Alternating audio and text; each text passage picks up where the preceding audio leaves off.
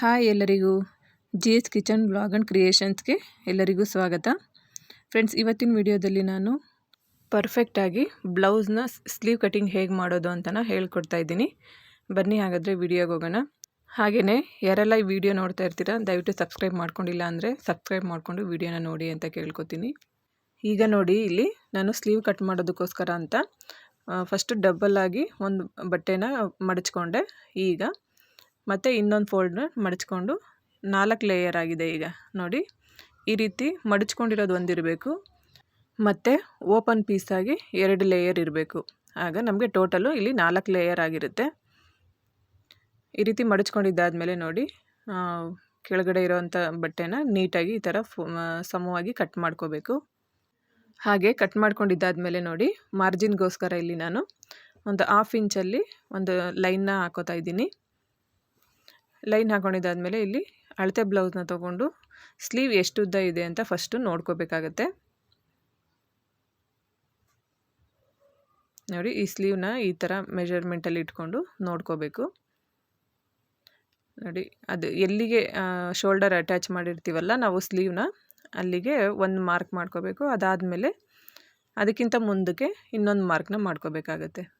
ಇದು ಬಂದು ನಾವು ಸ್ಟಿಚ್ ಮಾಡಿದ್ಮೇಲೆ ಒಳಗಡೆ ಎಕ್ಸ್ಟ್ರಾ ಬಟ್ಟೆ ಏನಿರುತ್ತಲ್ಲ ಅದಕ್ಕೋಸ್ಕರ ನಾವು ಒಂದು 1/2 ಇಂಚು ಎಕ್ಸ್ಟ್ರಾನ ಮಾರ್ಕ್ ಮಾಡ್ಕೋಬೇಕಾಗತ್ತೆ. ಈಗ ನೋಡಿ, ನಾನು ಸ್ಲೀವ್ನ ರೌಂಡ್ನ ಮಾರ್ಕ್ ಮಾಡ್ಕೋತಾ ಇದ್ದೀನಿ.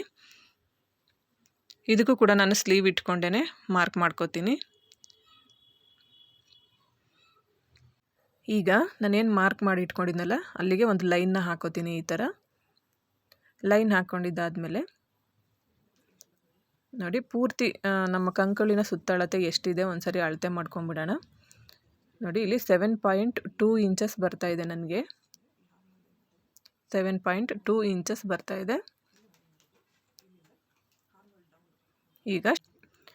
ಈಗ ಶೋಲ್ಡರ್ ಡೌನ್ನ 3 ಇಂಚಿಗೆ ನಾನು ಮಾರ್ಕ್ ಮಾಡ್ಕೋತಾ ಇದ್ದೀನಿ. ಮಾರ್ಕ್ ಮಾಡಿದ್ದಾದಮೇಲೆ ಅಲ್ಲೂ ಕೂಡ ಒಂದು ಲೈನ್ನ ಹಾಕೋತೀನಿ. ನೋಡಿ, ಈ ಥರ ಒಂದು ಲೈನ್ ಹಾಕ್ಕೊಳ್ಳಿ. ಲೈನ್ ಹಾಕ್ಕೊಂಡು ನಾವೇನು ಕಂಕುಳಿನ ಸುತ್ತಳತೆನ ಅಳತೆ ಮಾಡ್ಕೊಂಡಿದ್ವಲ್ಲ 7.2 ಇಂಚಸ್ಗೆ ಇಲ್ಲಿ 2 ಇಂಚ್ ಏನು ಆ್ಯಡ್ ಮಾಡ್ಕೊಳ್ಳೋದು ಬೇಡ, 7 ಇಂಚಿಗೆ ಒಂದು ಮಾರ್ಕ್ನ ಮಾಡ್ಕೋತೀನಿ. ಮತ್ತು ಇಲ್ಲಿ ಎಕ್ಸ್ಟ್ರಾ ಕ್ಲಾತ್ ಸ್ಟಿಚಿಂಗ್ ಆದಮೇಲೆ ಎಕ್ಸ್ಟ್ರಾ ಕ್ಲಾತ್ ಬಿಡಬೇಕಲ್ಲ, ಅದಕ್ಕೋಸ್ಕರ 1.5 ಇಂಚಿಗೆ ಮಾರ್ಕ್ ಮಾಡಿಕೊಂಡು ಇಲ್ಲಿ ಒಂದು ಲೈನ್ನ ಹಾಕೋತಾ ಇದ್ದೀನಿ. ಈಗೇನು ಲೈನ್ ಹಾಕ್ಕೊಂಡಲ್ವ ಅಲ್ಲಿಗೆ ನಮ್ಮದು ರೆಡಿ ಸ್ಟಿಚ್ ಬರುತ್ತೆ. ಇದು ಬಂದು ಈಗ ಆಗ್ತಾ ಇರೋ ಒಂದು ಲೈನ್ ಬಂದು ನಾವೇನು ಸ್ಟಿಚಿಂಗ್ ಆದಮೇಲೆ ಎಕ್ಸ್ಟ್ರಾ ಬಟ್ಟೆ ಬಿಟ್ಟು ಇನ್ನೂ ಸ್ಟಿಚ್ ಮಾಡ್ಕೋತೀವಲ್ಲ ಅದಕ್ಕೋಸ್ಕರ ಇಲ್ಲಿ ಇನ್ನೊಂದು ಲೈನ್ನ ಹಾಕೋಬೇಕು.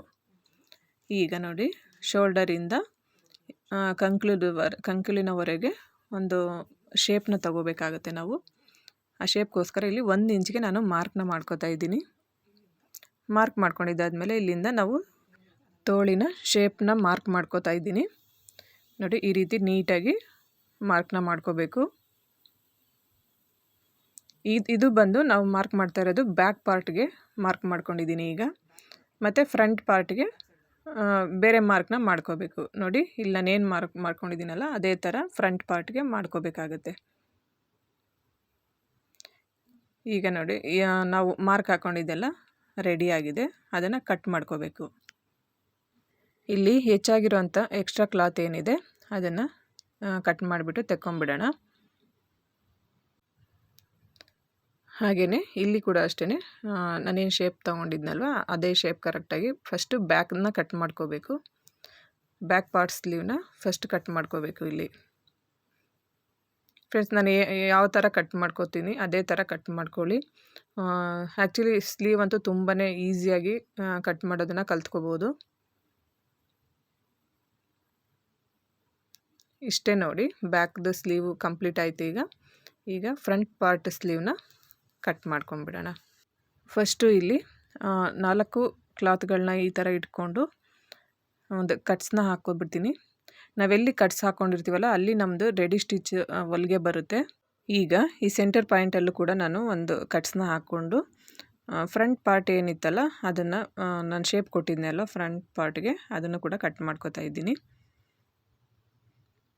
ಕಟ್ ಮಾಡ್ಕೊಂಡಿದ್ದಾದಮೇಲೆ ಫ್ರೆಂಡ್ಸ್, ನಾನಿಲ್ಲಿ ಫ್ರಂಟ್ ಪಾರ್ಟು ಅಂತ ಗೊತ್ತಾಗಬೇಕಲ್ವ, ಅದಕ್ಕೋಸ್ಕರ ನೋಡಿ 2 ಸ್ಟಾರ್ ಥರ ಕೆಳಗಡೆ ಮತ್ತು ಅದ್ರ ಕೆಳಗಡೆ ಬಟ್ಟೆ ಮೇಲೆ ಸ್ಟಾರ್ ಥರ ಈ ರೀತಿ ಮಾರ್ಕ್ ಮಾಡ್ಕೋತೀನಿ. ನಮ್ಗೆ ಆವಾಗ ಗೊತ್ತಾಗುತ್ತೆ ಇದು ಫ್ರಂಟ್ ಪಾರ್ಟ್ ಸ್ಲೀವ್ ಅಂತ. ಇಲ್ಲಿಗೆ ನಮ್ಮ ಬ್ಲೌಸ್ನ ಸ್ಲೀವ್ ಕಟಿಂಗ್ ರೆಡಿಯಾಗಿದೆ.